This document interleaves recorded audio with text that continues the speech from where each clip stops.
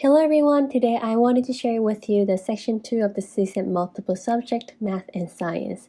I will be covering questions I struggle with the most and the topics I wish I could have focused more on, as well as the ones that were not on the test even though I studied so hard for it.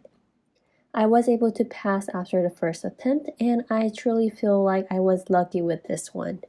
I majored in elementary education with a specialization in science, so I remember a little more on science portion than any of the multiple subject sections. Now let's go ahead and first talk about the math. You would definitely want to know the geometry and how to analyze the patterns. It will be helpful to remember a squared plus b squared equals c squared for calculating distance in triangles. The one I struggled with the most was memorizing the terms such as integers, whole numbers, and real numbers. I also struggled with memorizing the difference between mean, mode, and median, and it is something you might want to review before going into the testing center. I remembered that there were many algebra questions, so it is vital to remember the PEMDAS, and you will also need to remember how to FOIL, first, outer, inner, and last. I also remember seeing graphing and slope formulas in the test such as y equals mx plus b, and you would want to know how to apply these equations in the scenario-based questions. These were types of questions I remember from the test. The first one is a scenario-based question. How many people came to the school fundraiser night? Tickets were $5 per adult, $3 per child. They made $26 in total that night. For this question, you will have to figure out how many adults and children came to the fundraiser night. Another one I got was 30x squared plus 18x plus 25x plus 15.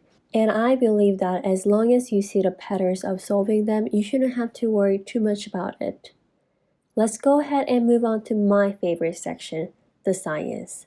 I remember seeing the problems on chemistry, physics, biology, and earth science.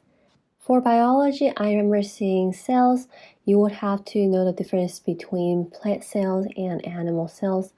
I also remember seeing the evolution as well as ecology. For ecology, you will have to know your energy pyramid as well as your food web. Next up is earth science. You will want to know your water cycle, lunar cycle, and plate tectonic. I remember seeing lunar cycle as one of the constructed response questions, so you might want to prepare on explaining how the lunar cycle works. Third is chemistry. For the atom portion, you would want to know the difference between electrons, protons, and neutrons. They would also ask you about the difference between chemical and physical reaction, as well as pH level. You would want to know 7 is neutral, 1 is acidic, and 14 would be basic. I memorized A comes before B, so A would be at 1 and B would be at 14.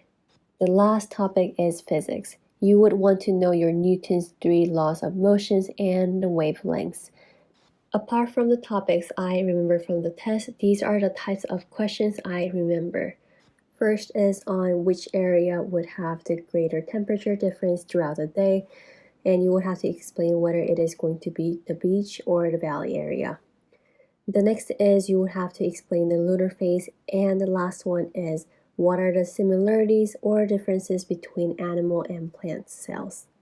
These are things I wish I knew before going into the testing center.